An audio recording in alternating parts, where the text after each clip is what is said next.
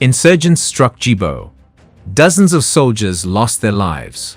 The target? Many believe it was none other than Captain Ibrahim Traoré. His name didn't appear among the fallen. But was this a failed assassination attempt? Is Burkina Faso's leader now in the crosshairs? Let's uncover what really happened. Chaos screamed from the headlines. After storming a military installation and terminating dozens of people, affiliate insurgency gunmen vanished into thin air. But something colder and more calculating lies beneath Djibo's violence. This was more than just combat. It was bait, and they intended to entice Captain Ibrahim Traoré. Take a closer look. No territory was taken by the attackers. They didn't plunder. They didn't plant flags or hostage citizens. Their actions were far more calculated. They hit hard, captured the wreckage on camera, disappeared, and left a faceless problem in their wake. Then, as expected, the foreign news networks lit up. Burkina Faso is becoming less dominant.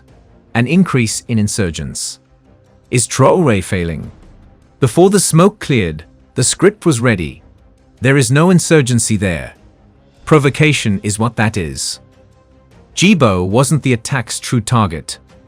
Traoré was to be cornered, to cause a mistake, to keep him apart, to frighten the populace into uncertainty.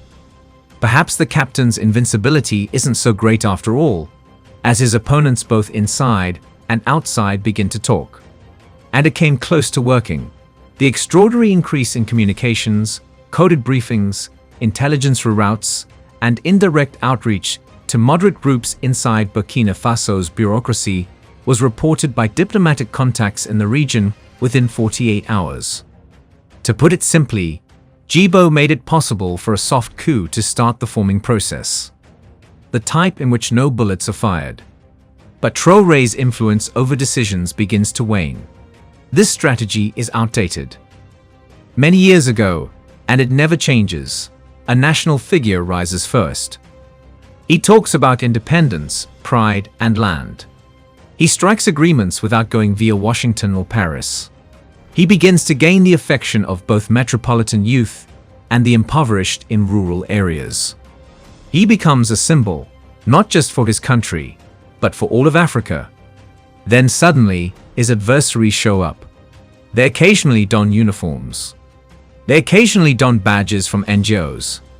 At times, they remain silent and allow the pandemonium to speak for itself. However, the objective is always the same. Discredit the emblem, rock his base, without a martyr, remove him. That symbol is now Traoré. The first attempt to undermine his myth was Jibo. They wished to ensnare him in a desperate conflict. Deplete his resources, make him call for foreign assistance. Alternatively, cause internal fractures that allow him to be removed without contaminating any foreign hands. And there are shadows all around him now. Advisors are alerting him to the presence of surveillance drones close to his motorcade routes.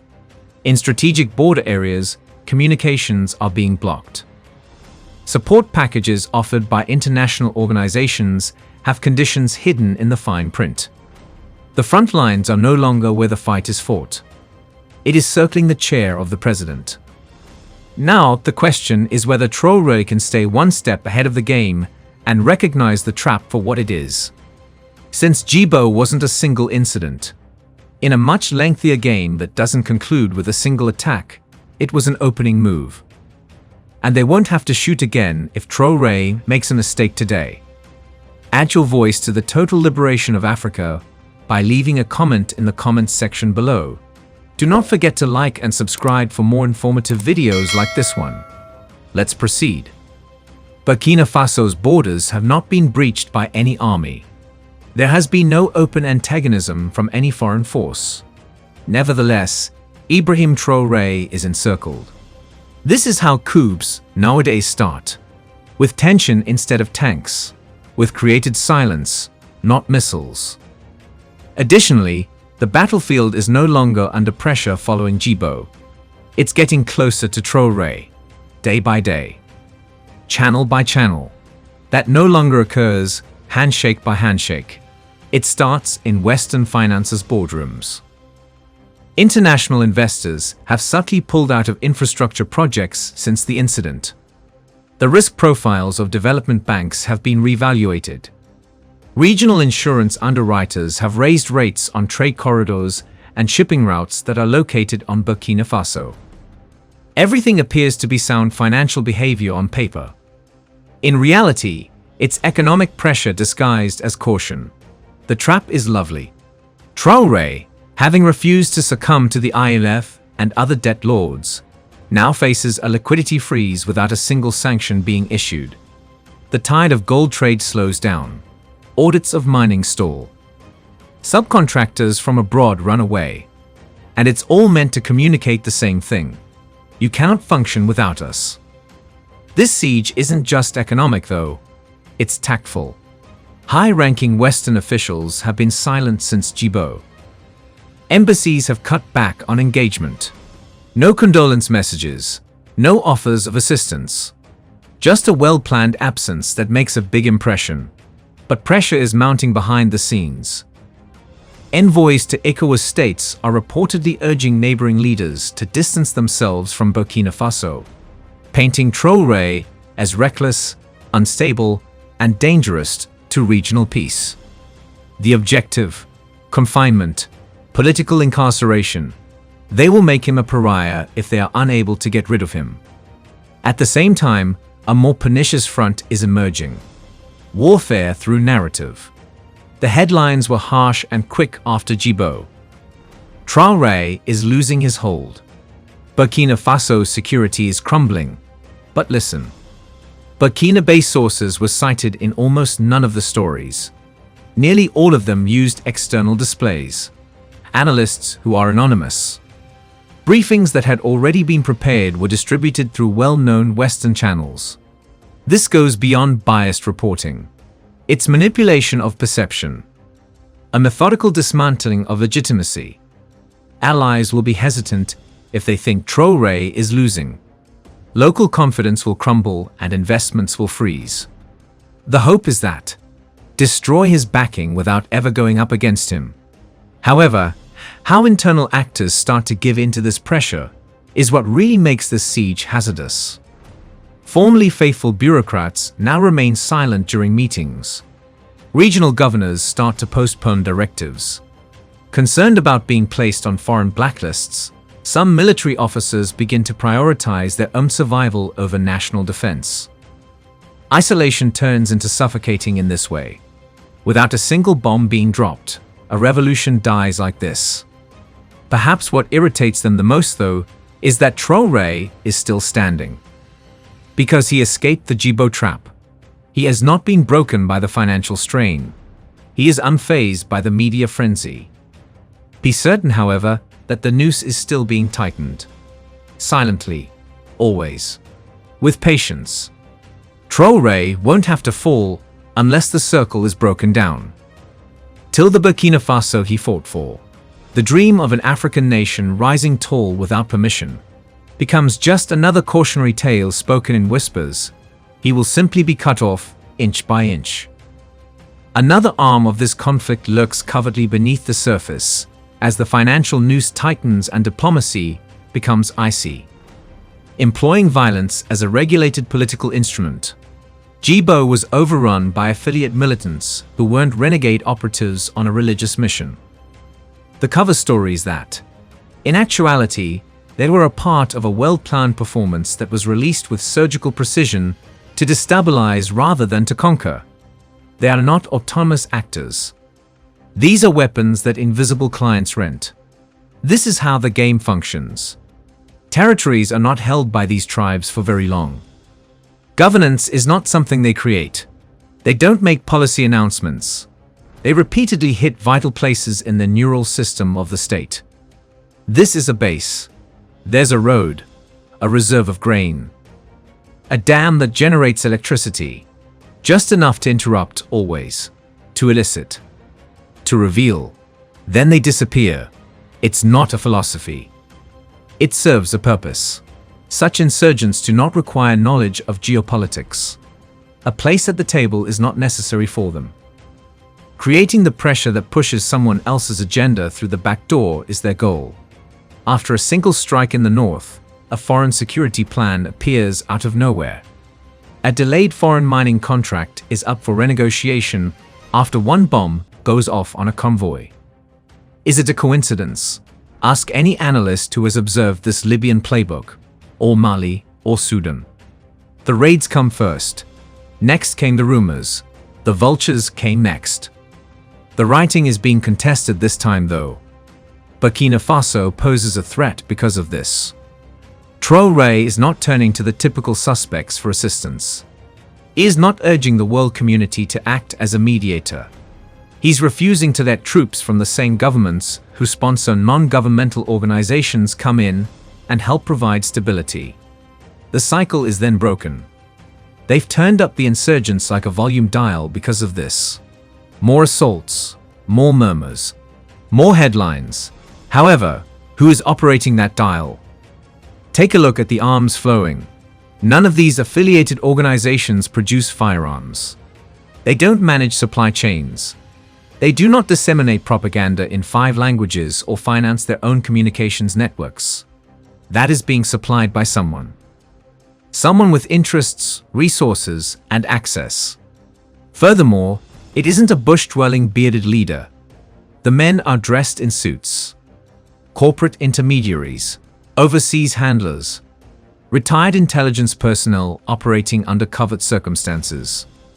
No missiles are being launched by them. Shipments are being authorized by them, refraining from dropping bombs. However, authorizing payment plans for tribal security partners and cooperative informants. They make the pandemonium appear local. However, the fingerprints, they're not from here. Furthermore, complete collapse is not the aim. It's a controlled disturbance. Just enough bloodshed to undermine Burkina Faso's government apparatus. Just enough terror to undermine popular confidence. Just enough terror to give Traoré a helpless appearance. However, not enough to start a complete revolution. Because losing control would result from a complete collapse. And they want to maintain power. Thus, these insurgent affiliates. These alleged adversaries of the Western world frequently show up right on schedule to further Western objectives. It's no coincidence. It's a strategy. Traoré is aware of it. His group is aware of it. The public is starting to suspect it. However, suspicion is no longer sufficient. Not when internal disturbance is being used as a cover for proxy conflict. Because a country bleeds. However, the wounds always appear when its adversaries are least prepared. An accident is not what you're looking at. You are observing an operation. And that operation has a name in Burkina Faso. Recalibration of the regime. That's the question. Who will be on the list next? Is that Traoré? Most leaders either freeze or fold when surrounded. However, Captain Ibrahim Traoré is taking an unusual action. He's constructing, not merely bunkers or barricades. However, a brand new state model. Formed under stress. Intended to endure without international approval. Was meant to motivate people throughout the continent. While investors circle the economy, affiliate militants strike the north. Traoré is establishing the framework for a Burkina Faso that is parallel. One purposefully cut off from the mechanisms that initially exposed it to danger. He's doing it in silence too. First, there is a militarization of domestic production. For sovereignty, not for war. Burkina Faso has been allocating emergency cash in recent months to rural defense networks that function outside of official bureaucracies, small-scale energy grids, and domestic food manufacturing. Press releases are not what these are. These revolutions are silent. It's an obvious message. If they ignore us, we will eventually find a way to survive. Second, Traoré is transforming the old choke points into new economic corridors. Trade routes are being redirected inland, away from ports under Western surveillance, in collaboration with Mali and Nigeria. The opening of a northward land and supply route to the Mediterranean through Sahelian terrain is apparently the subject of a new deal with Algeria. A logistical nightmare. But it's worth figuring out. This goes beyond simple logistics. It represents a symbolic rejection of inherited topography and maps created to guarantee reliance on colonial coasts and railroads. Third, resistance is becoming digitalized in Burkina Faso. Many people misjudged Traoré's move when he secretly hired local developers to start creating safe, offline-capable communication platforms. This decentralized system could maintain civilian cooperation even in the event that national networks are disrupted by foreign-backed actors. Why is this important? Because overthrowing has always begun with control of the narrative. The loudest voice comes from the last person to speak. Traoré is preparing for the time when knowledge turns into a battlefield because he does not want to be silenced. Traoré is turning ideology into institutional memory, which is the fourth and possibly most strategic move. A new philosophy that Burkina Faso must never again be governed by outside forces is being drafted in schools, youth councils, civil training programs, and even military academies. This nationalism isn't hollow. It's a means of survival. Any revolt that is not based on an ideology is susceptible to infiltration, as history has demonstrated. Furthermore, it appears that Traoré is aware that ideas outlive bullets. He is currently constructing institutions that don't require approval from the West to operate, something previous leaders like Sankara died before finishing. All of this is taking place while under attack though. While foreign agents snoop on his inner circle, affiliate insurgents attack supply lines and investment stops. This isn't an answer. It is a retaliatory attack. With wisdom, not with force. Burkina Faso may not be able to outsmart its adversaries, but it can outlast them in terms of attention span, since Traoré appears to grasp one harsh reality. Traoré is placing a wager on gradual permanence if the empire depends on shock and disruption. The notion that he creates for history while they scramble for headlines. Thus, this may be the true tale while everyone waits for another explosion. A new nation is silently emerging in the midst of a siege. In Jibo, Ibrahim Traoré has survived the ambush. He has avoided being alone. While under attack, he has started to discreetly construct a new Burkina Faso. However, survival is not the goal. This is the initial test.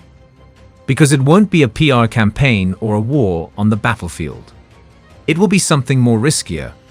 The point at which his people and system start to pose the query that all revolutions dread. How much longer can we wait?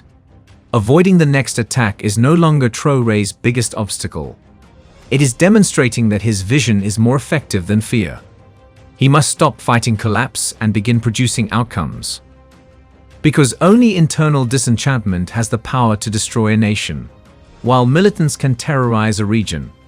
At this point, outside forces will step up their efforts.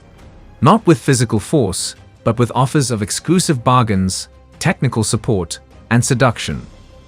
Conditional clauses are linked to humanitarian corridors, all of which are wrapped in a sense of urgency for the people.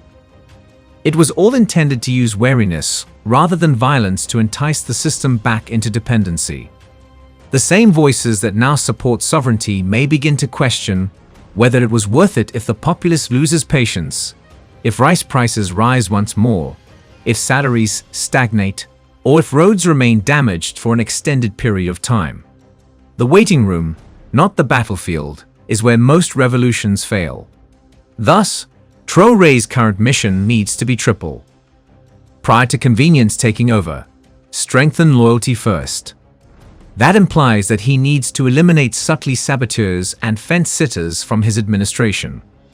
Those who make discreet calls to embassies after dark, but nod during talks. Being surrounded by people who are on opposing sides is not something he can afford. Not right now. Decentralized pressure, second. He cannot depend on Ouagadougou for his entire survival. Youth brigades, village heads, and regional governors must be included in the effort as builders as well as supporters. Give each province a sense of ownership over the country's revival. They will watch things fall apart if they think it's just Traoré's idea. They will protect it like family if they believe it to be theirs. Third, and maybe most importantly, Traoré needs to speak the truth before someone else speaks a falsehood more loudly. He cannot downplay what is about to happen. The country is being attacked not only by armed insurgents, but also by banks, contractors, and people wearing suits. The public must understand that this is not a regular time. It's a frontline disguised as policy, a war disguised as help. He maintains the fire by identifying the adversary, outlining the risks, and demonstrating what is being constructed and why it is important. Jibo won't be the beginning though if he remains silent for too long, allows the story to veer off course, and allows uncertainty to fester in the silence. His heart will be the target of the blueprint, which will be duplicated, improved, and redirected. Because patience is the last card his adversaries have. They have seen the rise of Africa before. They have witnessed glimmerings of sovereignty that extinguish as the world turns its back. The only thing they can hope for is that Traoré will lose steam before they do. The onus is now on everyone who is watching, not just him. Because it won't make the news if he falls. There will be no sound. Do you believe that breaking Traoré is that simple? What do you think Traoré will do next? Tell us what you think in the comments section below. We explore the rich history, culture, and the ongoing struggle for sovereignty in Africa. Join us in this important conversation by subscribing to our channel. By subscribing, you're not just staying informed, you're becoming part of a movement dedicated to reclaiming Africa's rightful place on the global stage. Hit that subscribe button and turn on notifications so you never miss an episode. Let's work together to spread knowledge and inspire change. Thanks for watching.